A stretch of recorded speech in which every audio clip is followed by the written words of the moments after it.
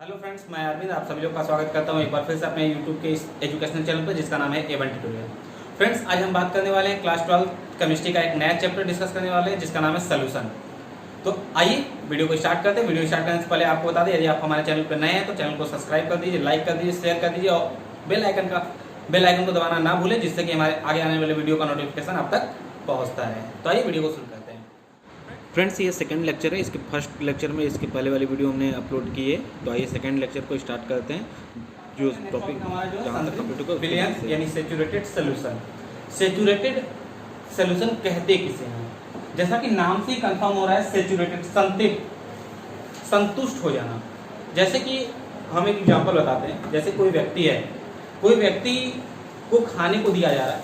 यदि उस व्यक्ति की खाने की जो इच्छा है, जो लिमिटेशन है, सपोज दैट कि उसकी 4 रोटी की है, 4 रोटी में कोई व्यक्ति संतुष्ट हो जा रहा है अपने भूख से, ठीक है, तो यानी उसकी सैचुरेशन अवस्था जो है वो 4 रोटी है।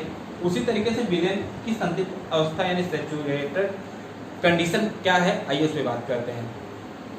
संतृप्त विलयन वह विलयन है, संतृप्त विलयन वह विलयन है जिसमें उसके ताप दाब को बिना परिवर्तन किए उससे अधिक मात्रा विलय न घोला जा सके। सपोज दैट कि 500 ग्राम जल में हमने 85 ग्राम चीनी घोल दी। अब ये जो वाटर की कंडीशन थी, नॉर्मल जो टेम्परेचर प्रेशर था, इसको बिना परिवर्तित किए जितनी मात्रा हम इसकी घोल सके, यानी कि हमारे पास चीनी जितना भी हो, सपोज दैट हमारे पास 1 केजी था, लेकिन इस 1 केजी में से हम जितना इसके टेम्परेचर प्रेशर को बिना चेंज किए जितना इसमें हम घोल सकेंगे, वही उसकी संतृप्त अवस्था होगी। जैसे किसी व्यक्ति को हम खाना खिला रहे हैं और बिना प्रेशर दिए वो व्यक्ति अपनी स्वेच्छा से जितना भोजन ग्रहण करता है, वह उसकी सैचुरेटेड कंडीशन होती है, यानी संतृप्त अवस्था होती है।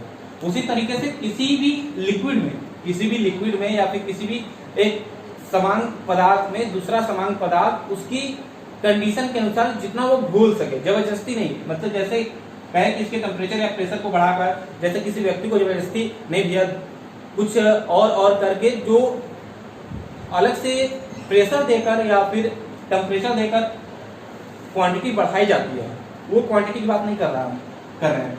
नेचुरल टेम्परेचर यानी प्राकृतिक अवस्था में उस पदार्थ में यानी जल में चीनी की जितनी मात्रा घुल जाएगी, उससे उस कंडीशन को ही अनसैचुरेटेड सॉल्यूशन कहते हैं, यानी संतृप्त विलयन कहते हैं। अर्थात इस अवस्था में चीनी और जल की जो का विलयन मिलेगा वो संतृप्त विलयन कहलाएगा। आई होप बात समझ में आ गई होगी। यही बात कर लेते हैं कि अनसैचुरेटेड सॉल्यूशन क्या होता है। अनसैचुरेटेड यानी असंतृप्त विलयन। असंतृप्त विलयन का मतलब क्या है? असंतृप्त विलयन। आइए बात करते हैं कि असंतृप्त विलयन किसे कहते हैं। जैसे सैचुरेटेड विलयन की कंडीशन क्या थी कि उसकी जो क्वालिटी है, मतलब कि उसकी जो लिमिटेशन है, वह लिमिटेशन हम प्राप्त कर लें, उससे एबव ना जाए, ठीक है। लेकिन अनसैचुरेटेड का मतलब क्या है? जैसे किसी व्यक्ति की भूख 4 रोटी की है, हम उसे 3 ही रोटी दे पाए या 3 रोटी बची थी हमारे पास, हम उतनी ही उसे अवेलेबल करा पाए, तो उस कंडीशन में उसकी जो भूख थी वो सेटिस्फाई तो होगी नहीं। उस कंडीशन को उसकी एक रिक्वायरमेंट जो थी 1 रोटी की वो बची रहेगी। वैसे ही हमारे पास कोई सोल्यूशन है जिसकी सैचुरेटेड कंडीशन पे वह 500 ग्राम वाटर में, 500 ग्राम जल में 85 ग्राम चीनी घोल सकता है, बट हम केवल इस 500 ग्राम जल में 70 ग्राम चीनी अवेलेबल करा पाए केवल।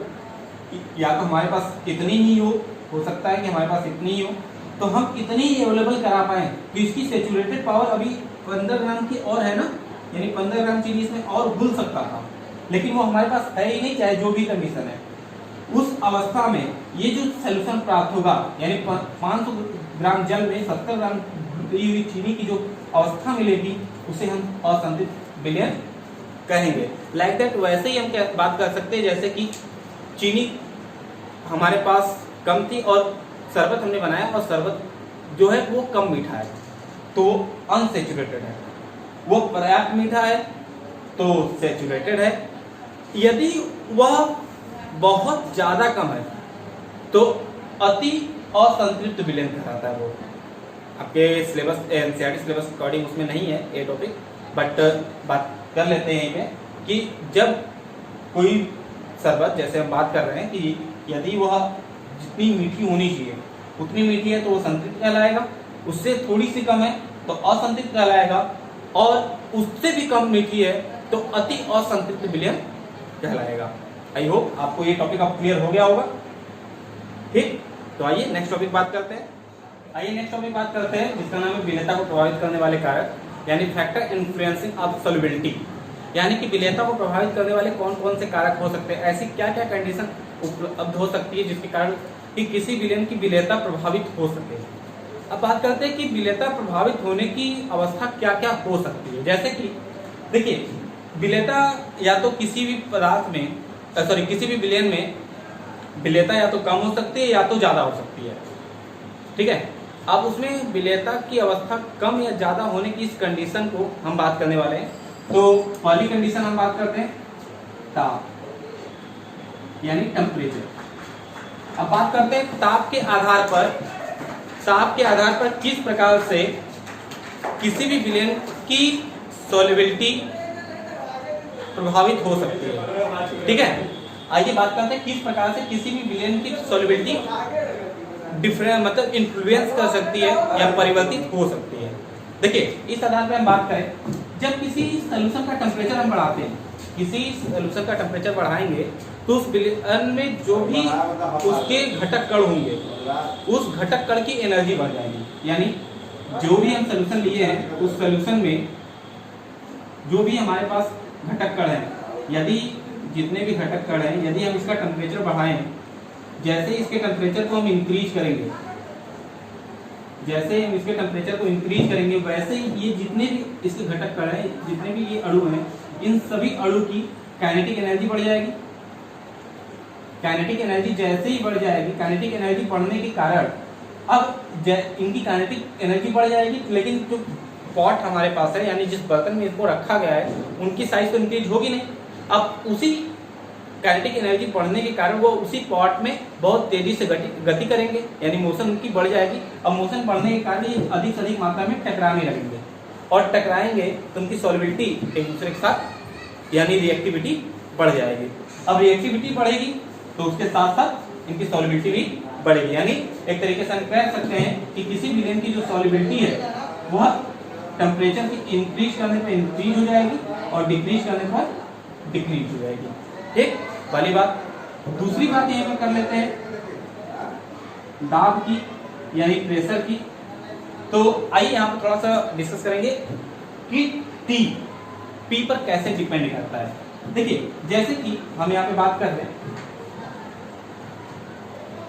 Temperature, according to Charles law हम बात कर रहे हैं। ठीक है, अकॉर्डिंग टू चार्ल्स लॉ बात करें तो टेम्परेचर प्रोपोर्शनल होता है प्रेशर के।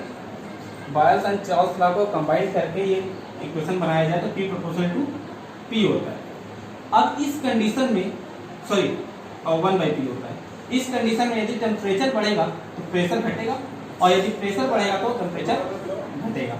तो अब यहाँ पे देखिए, टेम्परेचर इंक्रीजिंग के साथ साथ सॉल्यूशन की सॉल्युबिलिटी इंक्रीज कर रही थी, और टेम्परेचर डिक्रीजिंग के साथ साथ सॉल्यूशन की जो सॉल्युबिलिटी थी वो डिक्रीज कर रही थी। तो इसका जस्ट अपोजिट प्रेशर है, तो प्रेशर के इंक्रीज करने पर सॉल्यूशन का जो भी सॉल्युबिलिटी होगा वो डिक्रीज कर जाएगा, और प्रेशर के इंक्रीज करने पर इसकी जो सॉल्युबिलिटी होगी सॉल्यूशन की वो डिक्रीज कर जाएगी। अर्थात हम एक तरीके से ये कह सकते हैं, प्रेशर जैसे जैसे बढ़ेगा सॉल्युबिलिटी वैसे वैसे घटेगी, और या प्रेशर जैसे जैसे घटेगा सॉल्युबिलिटी वैसे वैसे बढ़ेगी। तो ये दोनों चीजें डिपेंड करते हैं factor of influencing of solubility. किसी भी विलयन की विलेयता को प्रभावित करने वाले ये कारक है ताप और दाब। इनके साथ साथ कुछ और भी हैं, विलेय और विलायक भी इन पर डिपेंड करते हैं। ठीक है, तो उसको आप देख लीजिएगा, कोई विशेष नहीं है, इतना आप समझ गए। चलिए नेक्स्ट टॉपिक।